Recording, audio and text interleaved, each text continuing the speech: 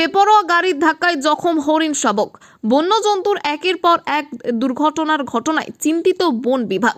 সম্প্রতি গাড়ির ধাক্কায় চিতাবাঘের মৃত্যু। সেই রেস কাটতে না কাটতেই এবার বেপরোয়া গাড়ির ধাক্কায় গুরুতর জখম হরিণ শাবক। তবে এর আগেও গাড়ির ধাক্কায় হরিণের মৃত্যু ও আহতের ঘটনা ঘটেছে। বন্যপ্রাণীর যাতায়াতের রাস্তায় গতি নিয়ন্ত্রণের বোর্ড দেওয়ার পরও একের পর এক বন্যজন্তুর দুর্ঘটনার ঘটনা। বাঁকুড়ার জয়পুরের জঙ্গলে এক হরিণ শাবকের ঘটনার পর বেশ চিন্তিত বন বিভাগের কর্মকর্তারা। দুর্ঘটনায় জখম হরিণের চিকিৎসা চলছে জয়পুর রেঞ্জ অফিসে। দুটি পা ভেঙেছে, সুস্থ হতে সময় লাগবে বলে জানাচ্ছে বন বিভাগ। এবার বিষ্ণুপুরেই পাঞ্চেত বন বিভাগের বিষ্ণুপুর কলকাতা রাজ্য সড়কের জয়পুর জঙ্গলে গাড়ির ধাক্কায় গুরুতর জখম এক হরিণ শাবক। আহত হরিণ শাবককে উদ্ধার করে নিয়ে আসা হয় জয়পুর রেঞ্জ অফিসে। সেখানেই প্রাণী চিকিৎসকের তত্ত্বাবধানে চিকিৎসা চলছে ওই বছর 3 স্ত্রী হরিণ শাবকের। বন বিভাগ জানাচ্ছে দুটি পা ভেঙে গিয়েছে, মাথায় চোট রয়েছে, সুস্থ হতে সময় লাগবে। এর আগেও জয়পুরের জঙ্গলে বিষ্ণুপুর আরামবাগ কলকাতা রাজ্য সড়কে ওপর বেপরোয়া গাড়ির ধাক্কায় একের পর এক হরিণের মৃত্যু ও আহত হয়েছে। তবে বন দপ্তরের দাবি, বারবার সচেতন করার পরেও ঘটে চলেছে বন্যপ্রাণীর দুর্ঘটনা। এতে বেশ চিন্তিত বন বিভাগ।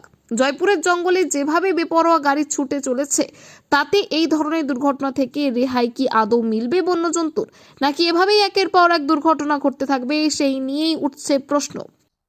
অ্যাকচুয়ালি আমাদের টহলদারির টিম যখন টহল দিয়ে ফিরছিল, তখন থেকে রাস্তার ধারে একটা হরিণ ইনজিওর্ড অবস্থায় পড়ে আছে। আমরা তৎক্ষণাৎ সেটাকে নিয়ে আসি আমাদের রেঞ্জ কম্পাউন্ডে, আমাদের স্কুল যেখানে আমরা করি সেখানে নিয়ে আসি, এবং আমরা বিএলডি স্যারের খবর দিই, সঙ্গে সঙ্গে আসি এবং সঙ্গে সঙ্গে চিকিৎসা শুরু হয়।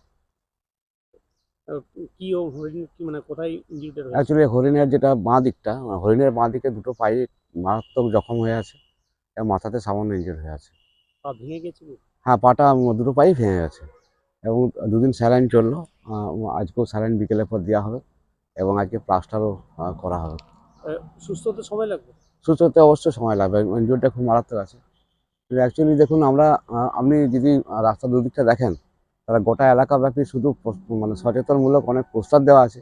আগুনের থেকে শুরু করে বন্যজন্তু থেকে শুরু করে আমাদের হরিণের প্রচুর পোস্টার দেওয়া আছে, যে গাড়ির গতি কমানোর জন্য বা জনসাধারণকে সচেতনমূলক করার জন্য আমাদের অনেক কাট আউট দেওয়া আছে হরিণের।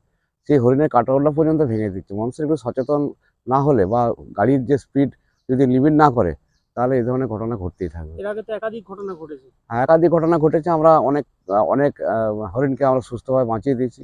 কিছু ক্ষেত্রে 2-4টা হয়তো মারা গেছে, আবার কিছু রেস্কিউ সেন্টারও আমরা পাঠিয়েছি।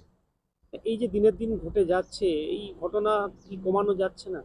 কমানো যাচ্ছে না বলতে, আমরা প্রশাসনিকভাবেও চেষ্টা করেছি, আমরা তার সাথে কথা বলেছি। স্পিড অ্যাকচুয়ালি রাতের পর না, লরিগুলো একটু বেপরোয়াভাবে গাড়ি চলাচল করে প্রচুর। আগে তো খুব ব্যস্ত রাস্তা, এটা কলকাতার সংযোগস্থল এটা। তো সেখানে গাড়ির গতির মানে যতক্ষণ পর্যন্ত আমরা ওই জন্যই টহলটা দিই যে আপনারা গাড়ির গতিবেগগুলো অন্তত একটা লিমিটে রাখুন, যাতে আমরা ওয়াইল্ড লাইফ সুস্থভাবে রাস্তা চলাফেরা করতে পারে। তো আমরা চেষ্টা চালিয়ে যাচ্ছি যাতে এটা কমানো যায়।